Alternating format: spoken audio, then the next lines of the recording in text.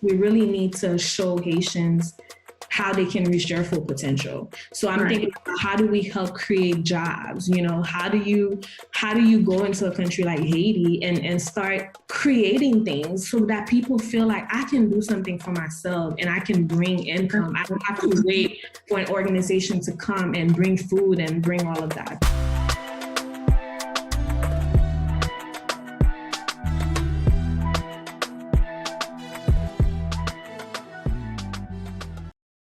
Yo, I'm so happy. This is like a long time coming. You understand, Tracy? Yes. Like, basically, we just need to put ourselves in that mental space of being back in Haiti. Like, just think about it. What's the first thing y'all think about? Oh, I hear the music. We're going cool. Oh, no. The beach. Dang, I was going to get there, but you was already... there. Oh my God. Like, even you just saying that just turned me up. Like, I'm turned up right now.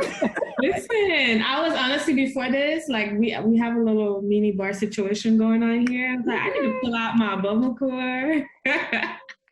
Oh, yeah, period. This is sweet tea, but let's pretend. Okay, well, let's get into it, y'all. So, Tracy, Miss Lady, thank you for being here with us. This is like, when I say this is like a long time coming, y'all, I'm used to being interviewed by Tracy or like supporting Tracy with her events. I was like, girl, come to the first jam. Yes. We got something for you.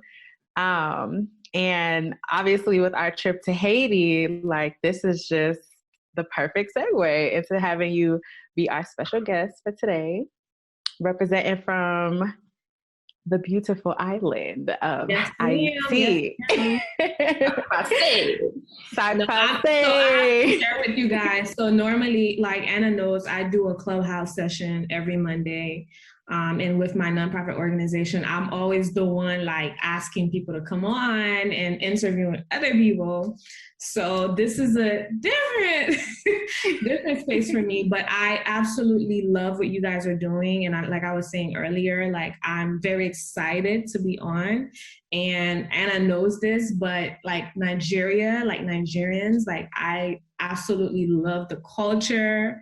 Like I always say this, like I have a feeling the moment that I step foot in Africa or Nigeria, like I don't know if I'll be coming back. And that's just me. Because I like, and people think I'm Nigerian sometimes. Like, it's like when I go to Atlanta, they're like, what? Like, you're Haitian? Like, because I'm so into the culture. Like, I love Afrobeats. Like, yeah. So I'm very excited to be here and, you know, have this conversation and, you know, hear from you all, like your perspective. And I've already spoken to Anna and I love like how she's like able to, I mean, just the fact that she took you all to Haiti, it's, to me, it's like, I love that. So I'm very excited to be on and let's see how this conversation goes, but I'm excited. Well, we're excited to have you. So thank you for joining us. Tracy, go ahead and introduce yourself. Yeah, sure. So Tracy, I am Haitian. I currently live in Florida, but before coming to Florida, I actually lived in Atlanta. I really like to just say I'm Haitian American. I am what I would say a person that really takes a lot of pride in being Haitian. I don't know if people realize the importance of that country. I know we talk a lot about, you know, 1804 and Haiti being the first Black independent country, but I don't know if people like really understand like what that means, right? Especially now with everything going on in Haiti, I always like to remind myself, like, guys, like we did this before, like we've been, you know what I mean? Like it is such a symbolic moment. And I always like to remind myself that being Haitian comes with a lot of pride. And personally, as someone that lives in the US, I always make it, you know, a priority to share that part of my culture and where I come from with other people. So I'm always excited when other people are interested in learning more about Haiti and sharing. So it's really a pleasure to be here with you guys today. Yes, I love it. I love it. Telling us a little bit more about yourself and how you came to be where you are. Because this is a boss, y'all. When I tell you, lady boss in the building, Let me first start with, I like for you to understand like me, like Tracy as a whole, like who she really is. You really have to, I kind of have to take you guys through like my childhood. I grew up with my, like I said earlier, my grandmother. We all like lived in a house together. My grandma, my uncles. My parents were divorced at the time. So my mom lived in Haiti, my dad lived in the US. So it was really just me, my mom, my brother, and we all lived, all in like in one big house with my grandma and uncle. So I grew up with my cousins as well. And it was just a fun-filled childhood. Like honestly, when I think about my childhood, I'm like, we didn't lack anything.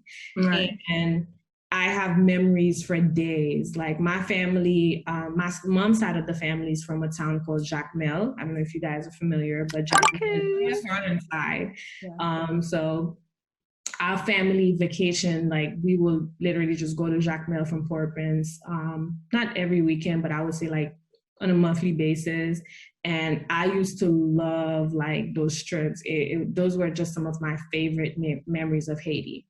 But one of the things that I remember about my grandma, she was a very like giving person. My grandmother never worked a day in her life, but that lady, I mean, she never had to like wake up in the morning, go to an office or go anywhere. So I used to always be like, how does she meet all of these people? Like I would wake up in the morning and there's like the street vendors, like they'll be like lined up in front of our house. And she's like always, she's not just buying from them, but she's having a conversation. She's trying to figure out like, how can I help you, And my grandma did that for a while. And it wasn't until like I got a little older that I understood that she was like trying to figure out how she can help them, get into a better position, right?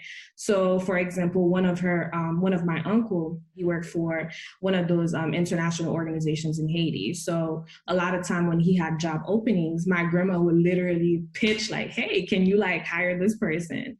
And that's what she did, like for a long, it was like, and when I think about it now, it's like she was like a recruiter, really. Right. She was the plug, like, she did that for a while. And she also loved like whenever we had like, if we had a big party and there was like extra food or whatever, she would make sure that we found someone, a family in need or someone to pass that on to. She wasn't a fan of throwing things away and all of that. So my love for wanting to give back, I want to say really started from that, just watching my grandmother. And I tell you guys, when I used to go to on family vacation in Jacmel, we used to have a lot of people come over to our house because they knew my grandma. Like whenever the family's there, they knew this is the house. Right. And I remember like everyone, even my uncles, like they will always have like little envelopes with like money, and then they had the person's name because they knew like, okay, this person is getting this, person is getting that. And I think one summer, I decided, I said, okay, well, how can we like, I would like to do something more. And I started doing like a soup kitchen. So every summer I invited my entire family. I'll take my little cousins. We'll all be cooking, we'll have, people come and help us. And we started doing this. We just opened our backyard to people, just really coming in and just getting food. And it was just something that I wanted to do, but it grew over the years. It grew to the point where when I left Haiti and I moved to the States, my mom still kept it going. And that just turned into something else. So then I started working with orphanages in Haiti. I started finding like, okay, well, I want to expand this, right? I want to start doing more. So I started connecting with orphanages. What I would do is adopt an orphanage for a year, and I would send over toys, uniforms, like school supplies and all of that, but within that same community. Then it went from, being in Jacmel to me finding other orphanages. When I started sharing with people what I was doing, they shared, well, I have this orphanage in Port-au-Prince, or I have this. So that kind of grew. And, although I lived in the US, my heart was still in Haiti. And every summer I would travel to Haiti. Every Christmas I traveled to Haiti. So I just kept that tradition. Now, after a while, people are like, well, you should start a nonprofit. You should. And I'm like, no, like I like what I'm doing. I know what comes with starting a nonprofit. There's paperwork, there's all of that. And I just didn't I didn't feel the need to do that. But I also understood that if I wanted to expand and help more people, then I would need at some point, to have it set up like properly. So it took me a while. When I was in college, I was just kind of doing that on the side and just really focused on school. Then I got involved in the Haitian community here in Florida, and I became president of a Haitian club. And that really opened me to different opportunities. And one of the things that I learned while doing that is really, although I was helping those orphanages, I was helping those kids, and I was helping those families, I always felt like there's more that we could do. And this is by me having conversation with other Haitian Americans. When I was president of the Haitian Club, we used to have those food drives and, send clothes and things like that. And I always felt like there has to be something more that can be done. Because I always felt like, although, yes, we're, preparing for let's say, for example, we're having a Christmas party and we set up a Christmas toy drive and, we send the toys, we have the Christmas party, the kids are happy, everybody's good, but they're going back to that orphanage. They're going back to that, right? Where is that systemic change? Where is, you know what I mean? And I kept thinking about that. And it wasn't until when I was in college, I did I worked on a project for an organization called Lumos. Lumos is an organization that was founded by J.K. Rowling, the author of Harry Potter. And her organization talked about orphanages and how they weren't sustainable, and that orphanages and other institutions like orphanages, they were not the most suitable environment for kids. And in Haiti specifically, we have a lot of those kids that you find in orphanages, they're not really orphans. It's just because the parents cannot afford to take care of them, so they will literally just drop them off at an orphanage. So that opened my eyes, and I started paying attention to the orphanages that I was supporting. And I realized that it was actually very true. And people don't know this, but in Haiti, orphanages almost became a business. People would start orphanages just to make money. So I started diving into that, and eventually I stopped. I no longer wanted to support orphanages, and I felt like, wow, it was just an eye-opening moment for me. So while all of that is going on, I graduated college, I got my bachelor in international relations. And here I am, graduated, I have my bachelor, and I'm at the point where okay, well, what's next? What are you going to do? And I always said I wanted to work for the UN, but that also, my mindset started changing about those organizations as well. And so I ended up actually going back to Atlanta, because I went to school in Florida. I went to Atlanta for a year, and I actually started working at Atlanta. It was a homeless shelter in Atlanta. It's called Atlanta Mission. But that experience was just amazing. I learned so much about just working with homelessness populations and, different strategies to help move people from their current situation, moving them up the ladder. And from that, from my experience there, I actually got a job to work for SOS Children's Village, which was based here in Florida. So I left that job, came back to Florida, working for SOS. I started learning a little bit more about the orphanage system and how they all work and all of that. And I think I worked there for about 2 or 3 years. And I started thinking to myself, there has to be a way to support kids in Haiti, right, without having to put them through, having them go be at an orphanage, right? So I started doing a lot of research, and while I was doing that, I was introduced to someone at an organization called Feeding South Florida. And there, they were looking for someone to focus on fundraising efforts.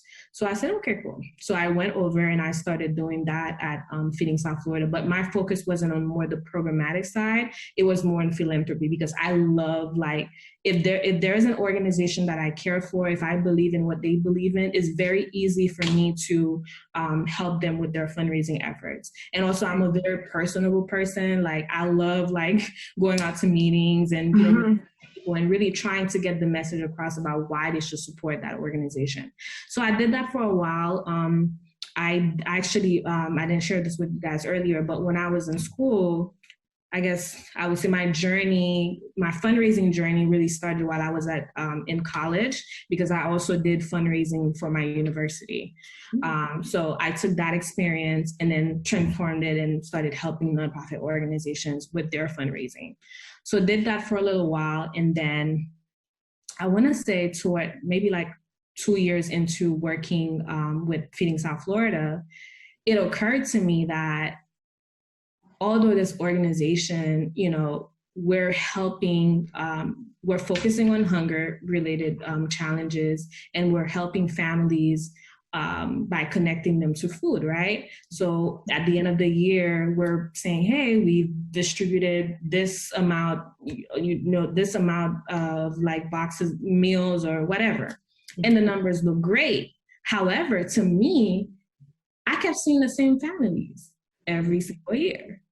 I kept seeing the same faces. So I'm asking myself, like, well, something is not working, right? So I remember we were short of staff, and they asked me to transition over to our social service department. And I was working specifically with the Haitian clients. So while doing that, I took it upon myself and started asking, like, what is the situation? Like, what is going on in the household that, you all have to, like, constantly are needing to come here. And what I learned is that a lot of them weren't working. It was an unemployment problem. Or in some cases, it was underemployment. So people were working, but they weren't making enough to be able to, support their families. So all of that started, like, got me thinking, like, and this is how God works. Someone ended up sending over a position for my county. They were actually looking to start a new program, which I am now the program officer.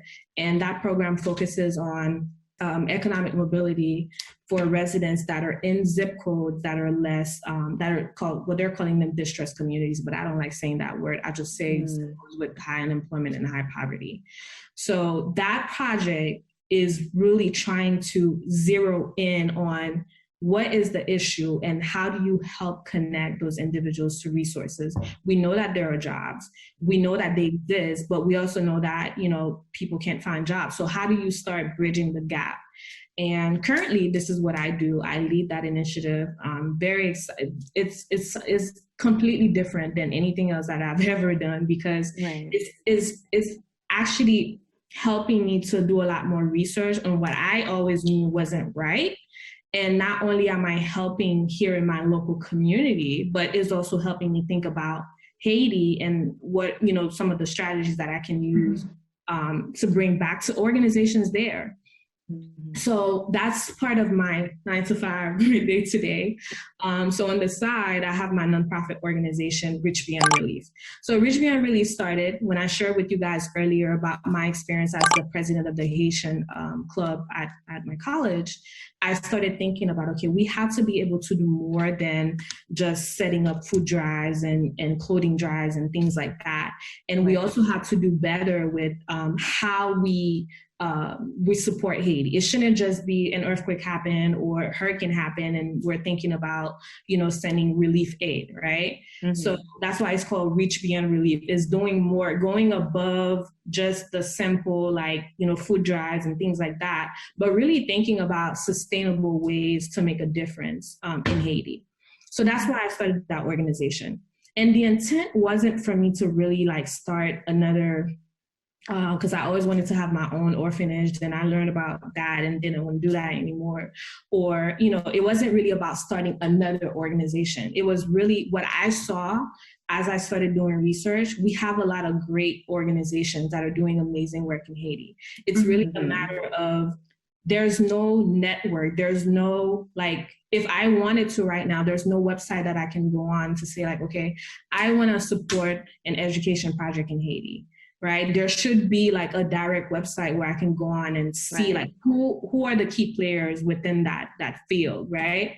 So Rich Me Relief, that is exactly why I created it. It's to be that platform, that network where not just Haitian Americans, but friends of Haiti, people like can come and collaborate and come up with strategies together. And what we've been doing, like for the past, I want to say 2 years, Retreat and I've been around for about 2 years now. I've really been focused on creating campaigns, like talking about different things that are happening, like some of the different challenges. So we talk about education, like the food insecurity problem. And I don't know if you all, and I know Anna, you have, but I don't know if you all have seen it yet, but on our Instagram page, we try to share like, okay, like here's a problem, right? That we know is happening in Haiti. We share some of the facts that we know. And then at the end, I share, here are potential solutions. Here are things that you can do.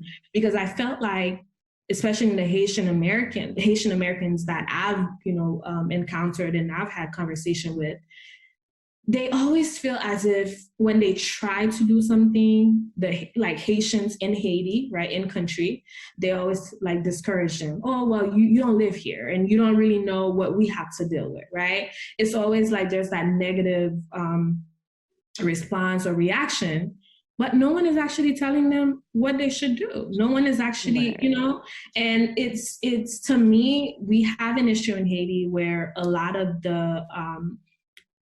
our resources, like the human capital, a lot of people are leaving Haiti and moving to the US, which is creating what's called the brain drain. Right. And my fear is that at some point, it's like all of those people, like we will not, and we have it already, where you don't have enough doctors, you don't have, enough educators.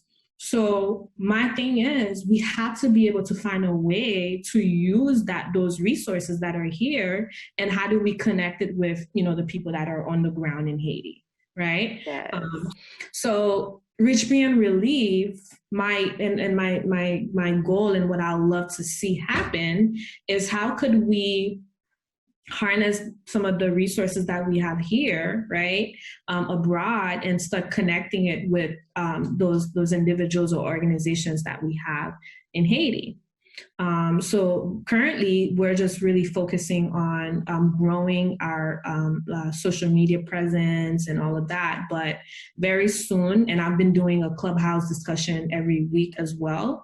The next step here is for us to start forming committees. So I have an education committee, health committee.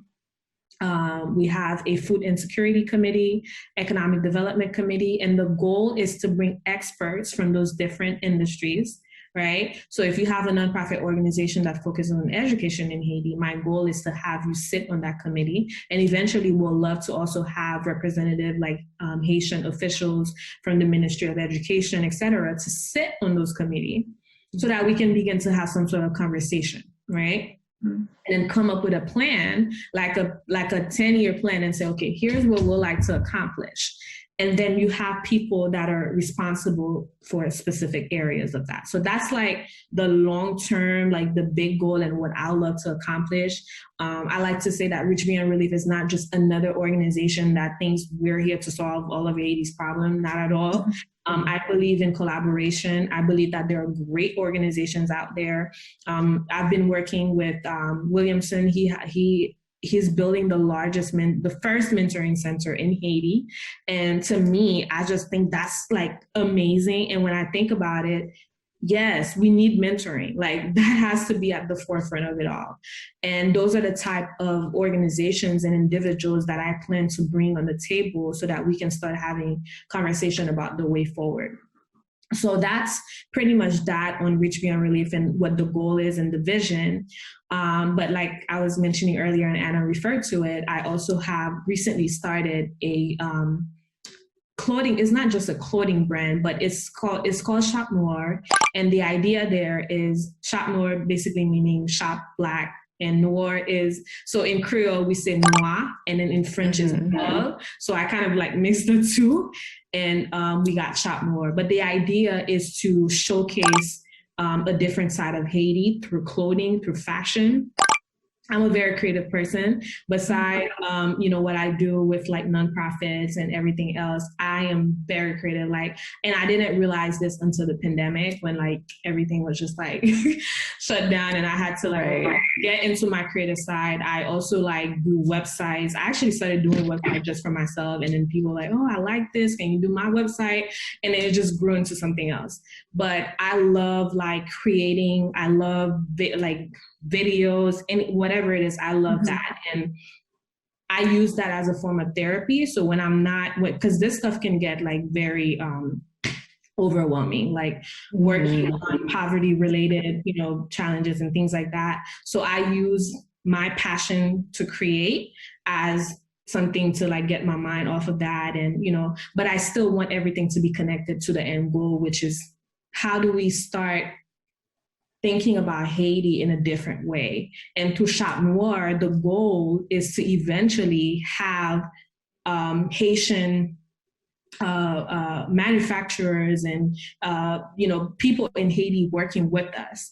I have friends that own boutiques, and their vendors are all the way in China, and I'm always like, okay, well, people in Haiti can make that, like they can actually do that. So why do I need to go all the way over there? So like right now we have our hoodies that are coming out. We're working with a Haitian young man for those, right? So the goal is to continue to show a different side of Haiti. And we want people to think about Haiti. Don't think about Haiti as this poor country, because if that's the conversation, if the conversation starts with Haiti is the poorest country, then I'm already like, I don't want to be part of it, because that just, you're just framing it on the assumptions that Haitians can't do for themselves. And that's the problem. That's why the country is the way it is, because for the longest, nonprofit organizations have been focusing on providing Haitians with a handout, but not really a hand up.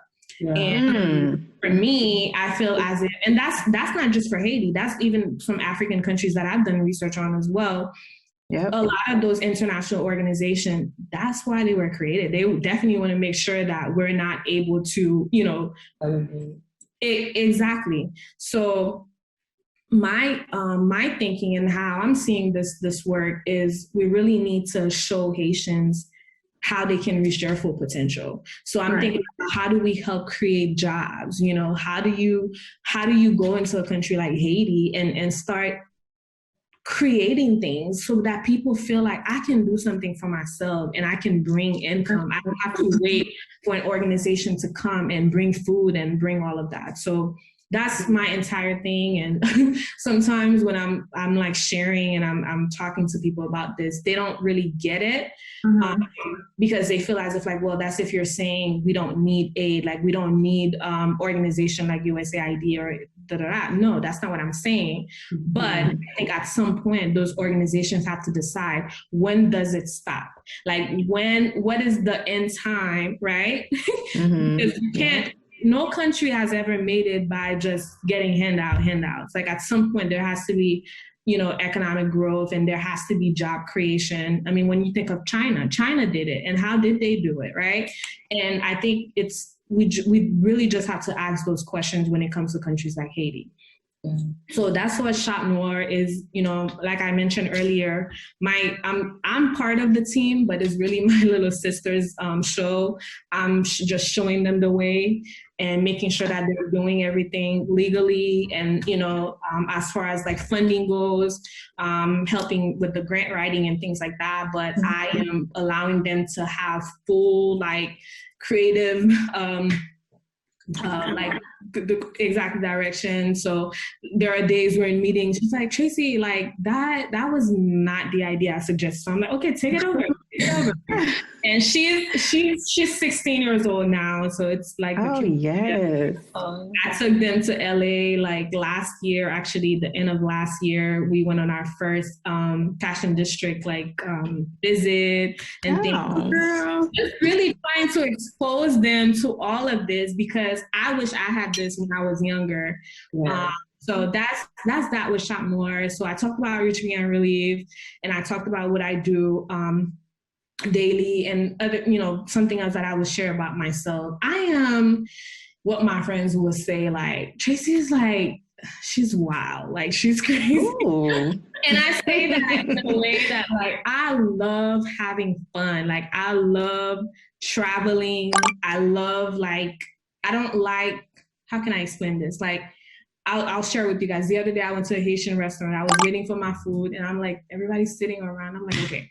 So I sit at the bar, and I become friends with the bartender. And the next thing you know, they're like showing me drinks, and I'm sitting on my phone. I'm reviewing the drinks, like as if like, I'm on a show.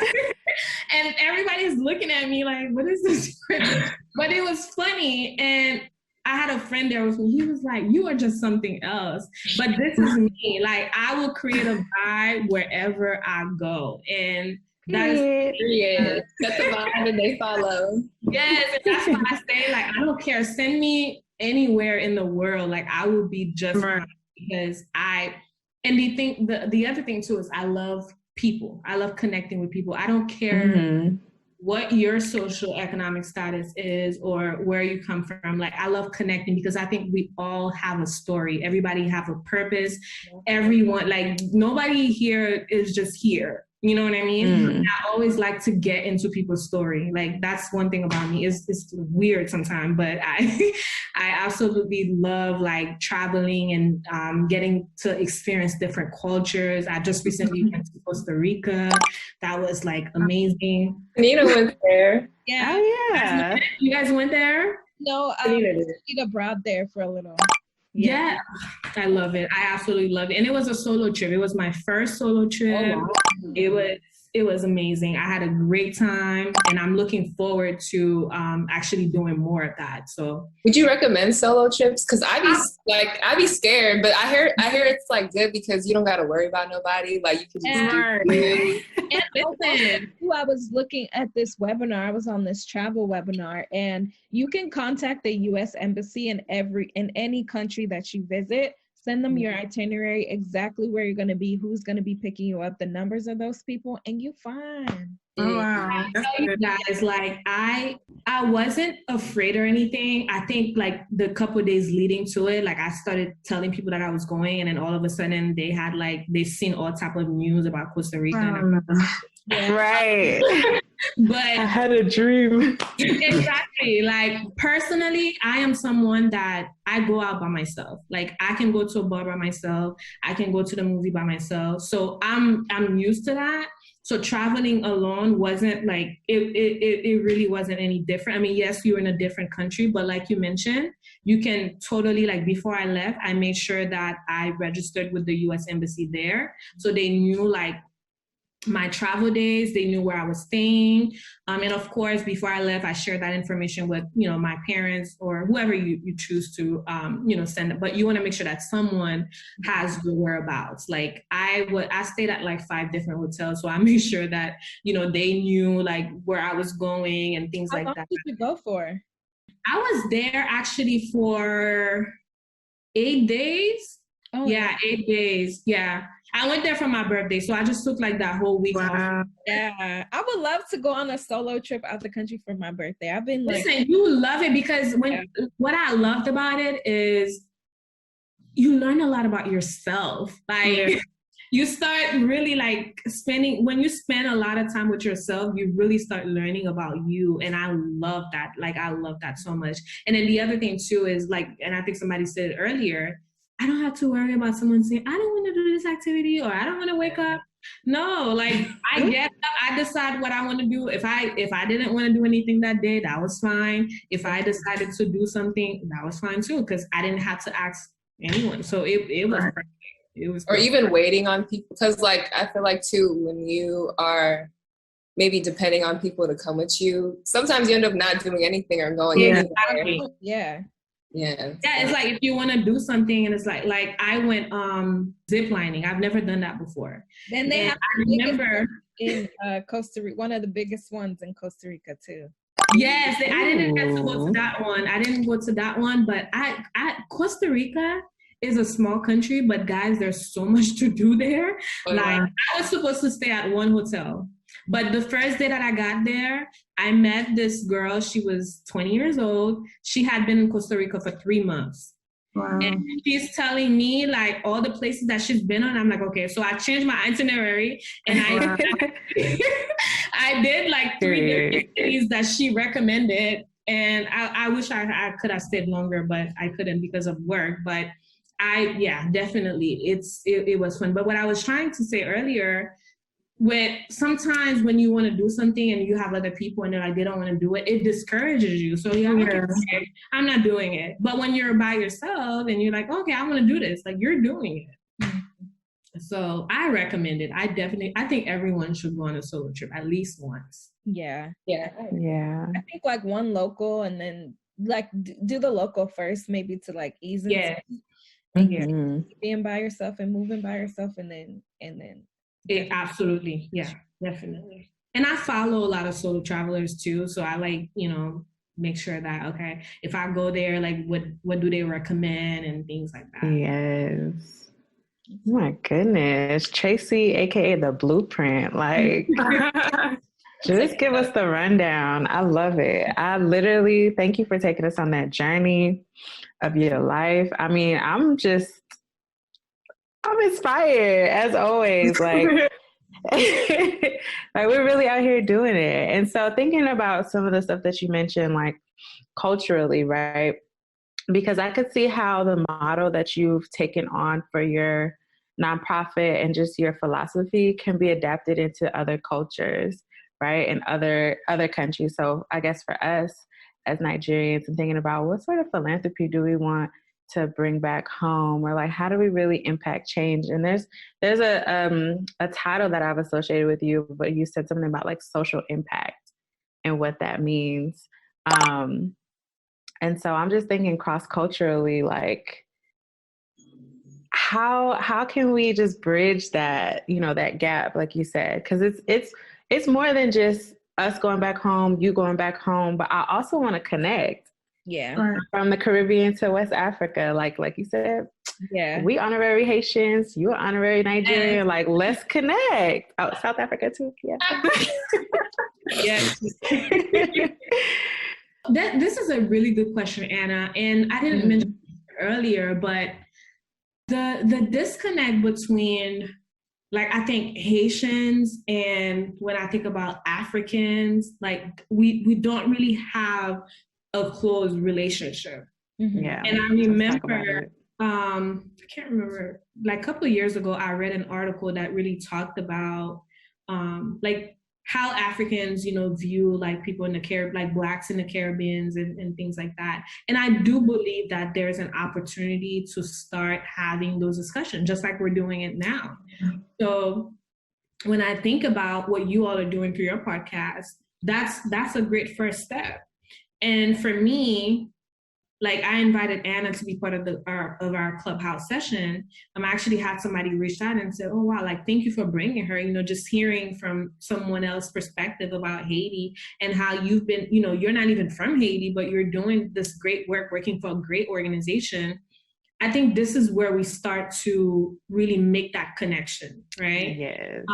And I guess what I would see as the next step is how do you continue to build on that, right? And then how do you expand that network, right? So when I think about how you brought, your cousins to Haiti and they had to experience that, like, how do we push that, like, I don't know if you guys got a video, but how do we start like, hey guys, like, look at this. Like, I would love to think about a way that we can exploit that and say, hey, like, who else want to come to Haiti? Like maybe you guys start, I don't know. Honestly, I will say so true. And we just talked about this in a previous episode. Thanks. But we got a lot of responses from us being in Haiti and showcasing what Haiti has to offer. A lot of people didn't know that was there. I got so many people saying like, oh, I just added Haiti to my travel list. Where did you go? I didn't know it was this beautiful. The food looks bomb. Oh my God, the people seem so nice. Like, I just didn't know these things. So I think like using our platform to make more cultures visible, that's basically the premise of First Gems. Like, of course we want to be of aid and assistance and grow and mobilize Nigeria, but we also want to showcase other cultures. So I think even our platform in itself is a great bridge between anything cross-culturally. So yeah, we are Nigerian and South African.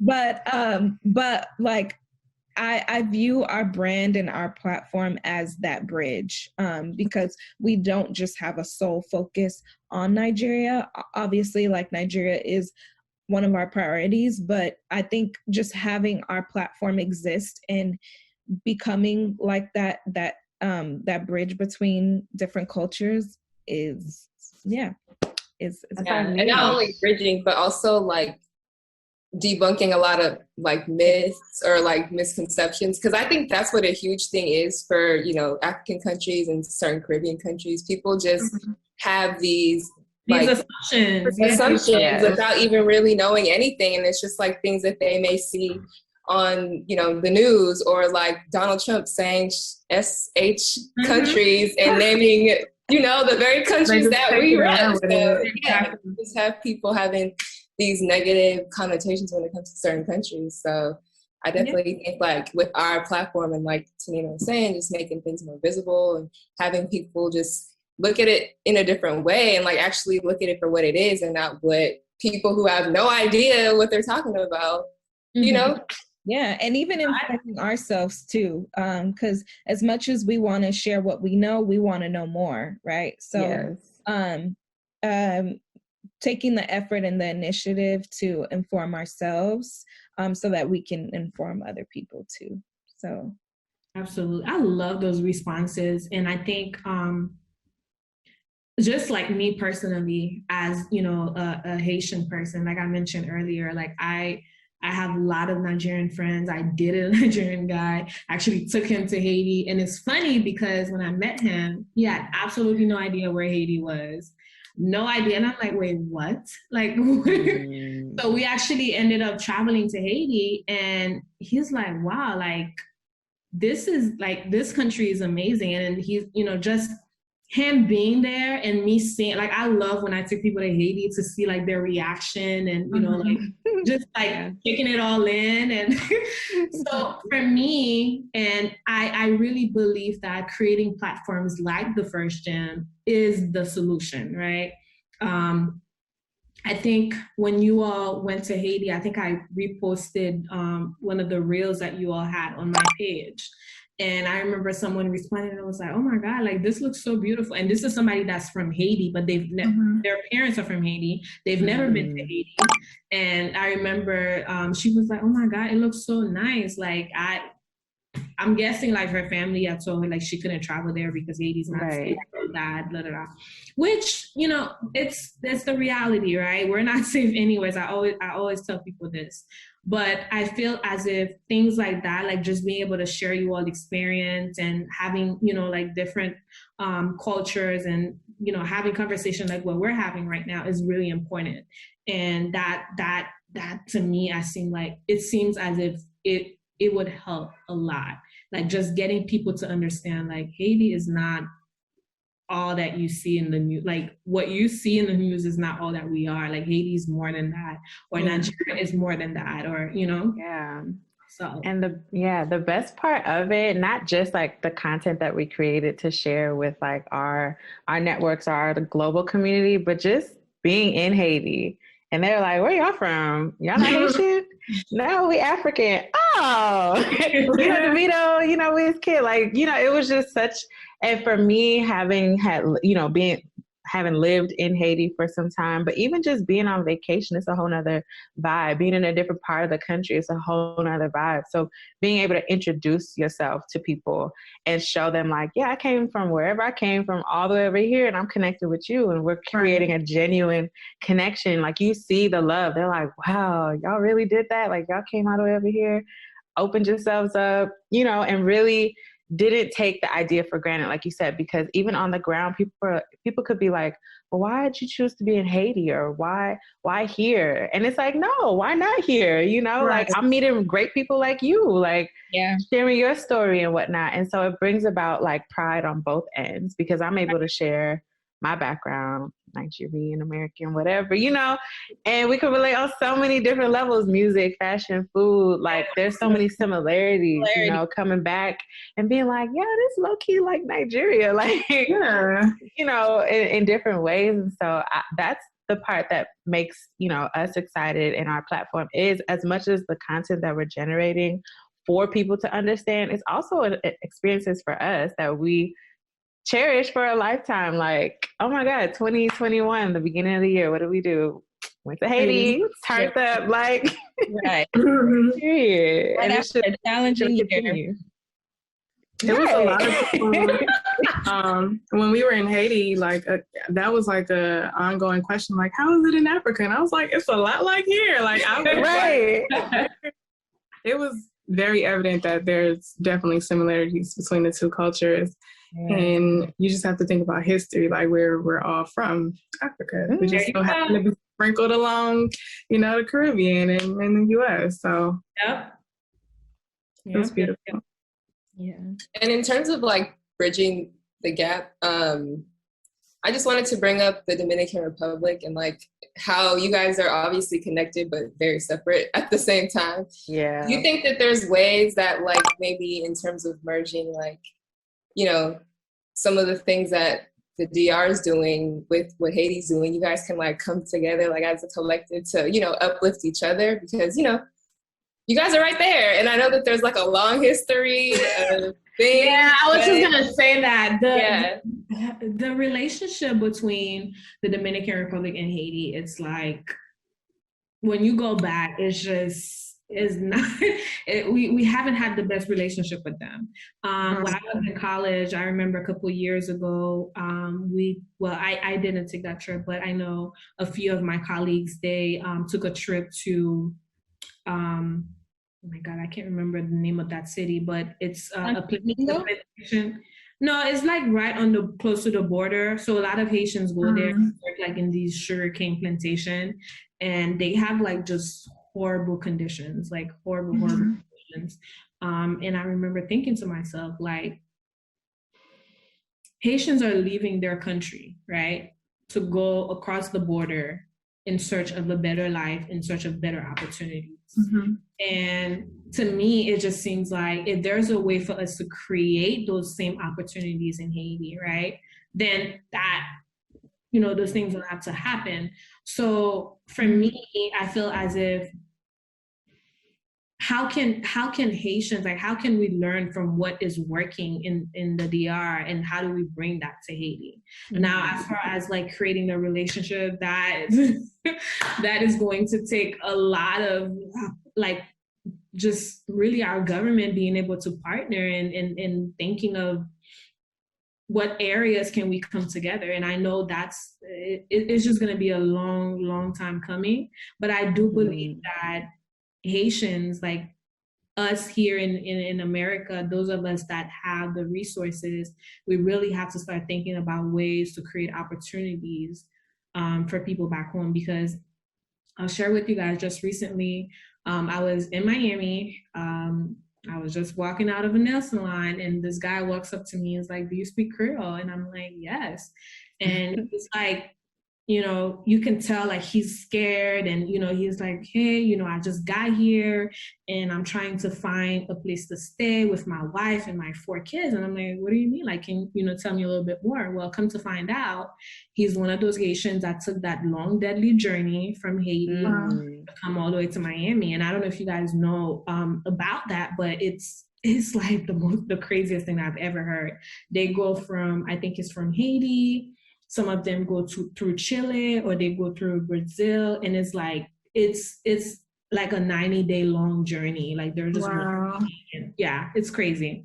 Yeah. So here I am, and this guy's in front of me, and I'm like, okay, well, if I give him money, like I don't have enough to help support you, for the next month or so. So what, and I'm trying to think of ways and trying to find organization that can help support him. So we actually ended up I couldn't find any organization, but I did, try to help him find a place to stay for that week.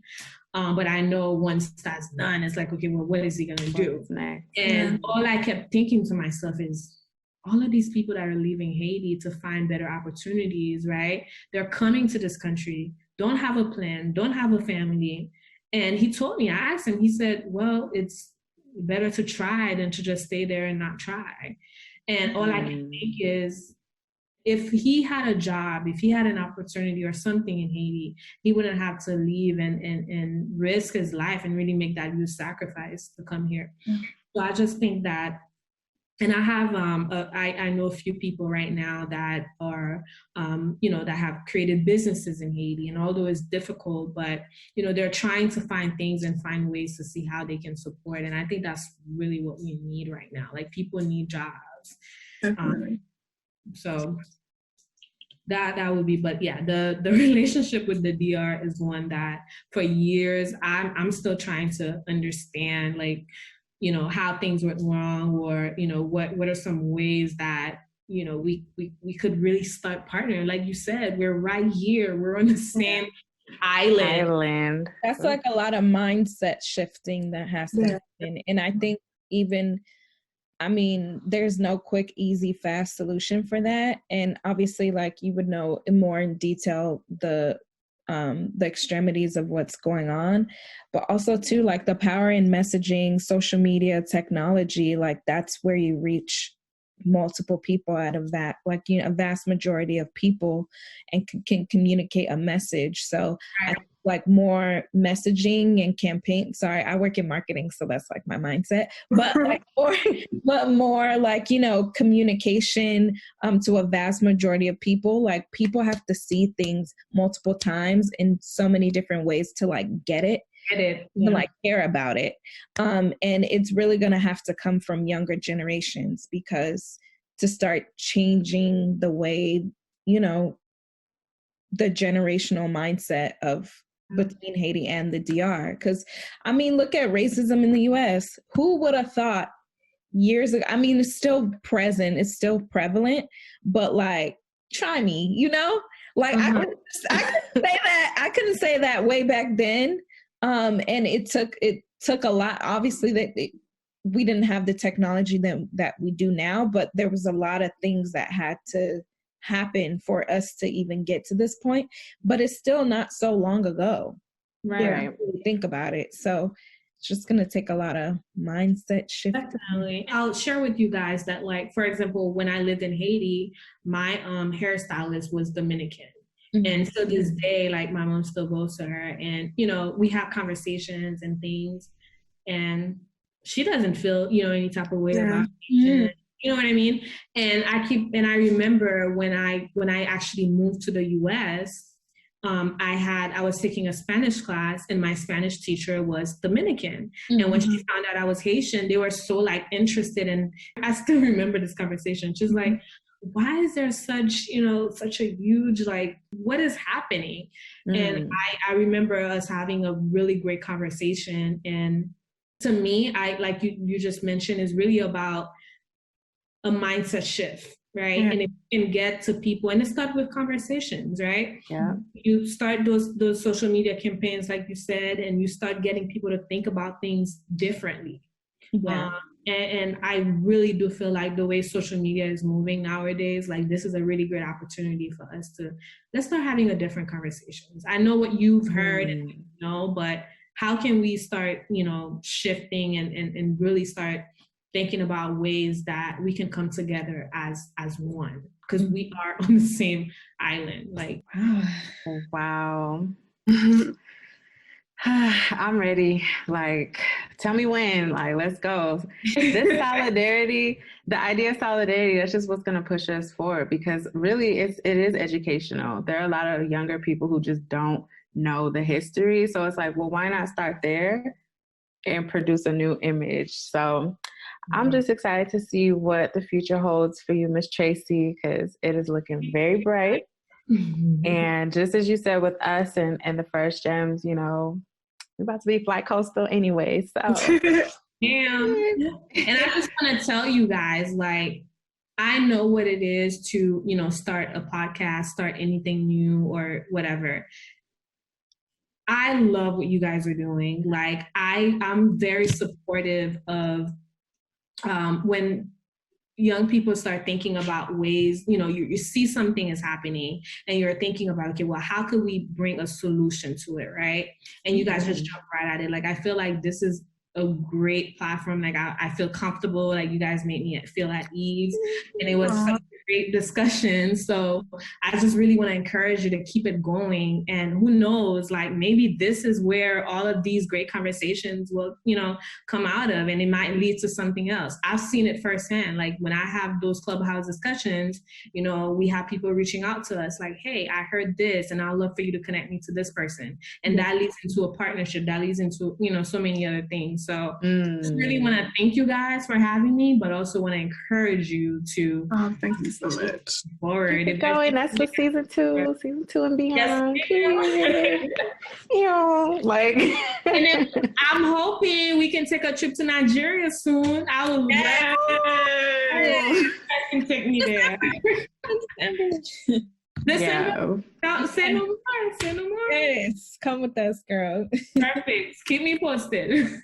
Yes. Oh my goodness. Okay. Well, on that note, take it away, Tanita.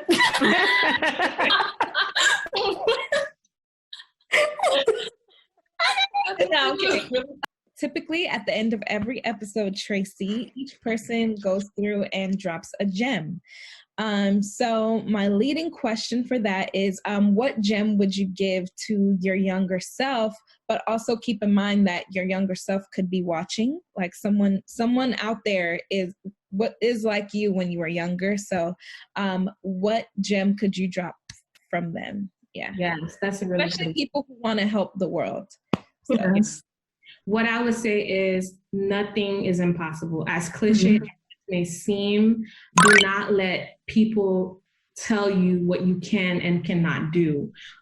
Me personally, as you know, when I was younger, like I always knew like God had a bigger plan for my life. Like it is, I don't even know how to explain that to you guys, but what I'm doing with Rich Beyond Relief, and as you all can see, like all of the projects that I mentioned, they're all like interconnected in a way, because it's really all about how do I empower others so that they can reach their own full potential.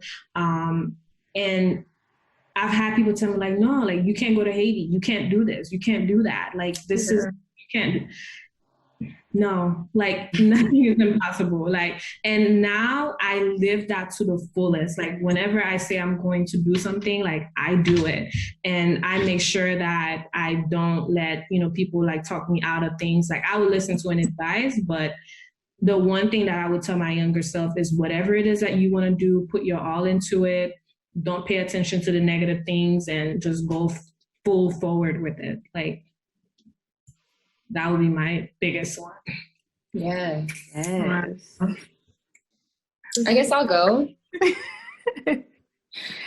What I would tell my younger self is you don't realize it, but you have a lot of privileges in a way. I think that when I was younger, I was kind of just in a bubble of like, oh my God, like life is great. Like, playing with toys and like doing all these things. And like, yeah, a lot of it has to do with just being young and like, I guess naive, but like just really thinking about like when you travel and you experience all these different things and like worldly issues that are going on, it changes your perspective a lot on like your personal life.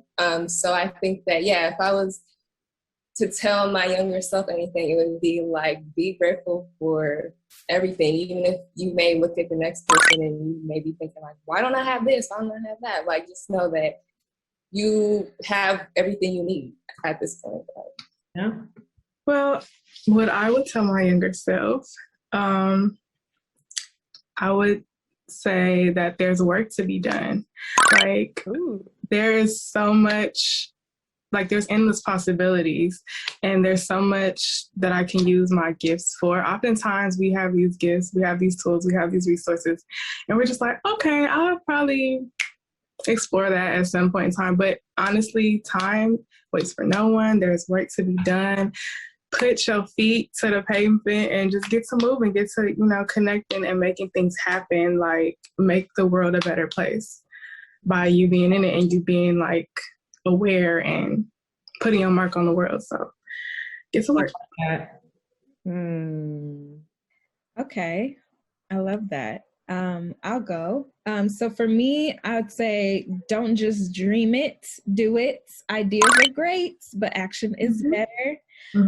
It really only takes one person to want to create change, to make things happen. So just find your people, mobilize, and you could really transform a person's life. And you don't have to think about the whole world right now, but even if one person is still better than none. So yeah. Absolutely. We dropping gems out here, y'all. Like, right? Don't we always like pick them up? Pick them up. Pick them all up. I think on that note, then just to wrap it up, is like for younger self, like, girl, you got the vision. Like, you way ahead of time. Like, so stick with it. For me, my goal is always just let curiosity lead me. And I'm like, oh, what's going on over there? Okay, let's compare and contrast. And so that's what blossomed into what we're doing now, and just thinking about so much potential for the future. Like, visions, they don't just come to you for nothing. Yeah. Create something. So yeah, I'm looking forward to see what the future has, season 2 and beyond. Yes.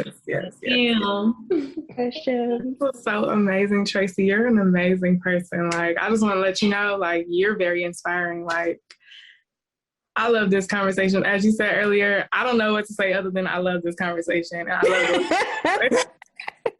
Like, wholeheartedly. Like, your life journey makes a lot of sense. Like, it makes a lot of sense. Like, God has really anointed you. So keep doing the work that you're doing. Thank you, guys. I really appreciate that. Like I said, sometimes I think as you go through life and you start working and doing things, like, there has to be like a plan, right? And I think when I started college, like when I left college, like I'm like, okay, well, what am I going to do? I knew that I wanted to help change people's lives. Like, I wanted to make an impact. I wanted to make a difference. And I didn't understand what that meant, right? Until I think a couple of years ago, I'm like, wow, like when I look back at my life, like everything makes sense. Like the journey that you mentioned, Jade, right? Just starting from my childhood and leading up to now, like it just all makes perfect sense. And I'm not perfect. I continue to make mistakes. There are times where I'm like, oh, like, what am I doing? But I think what keeps me going is knowing that there are people that need me. There are people back home that, I have to keep going. I have to keep this vision going.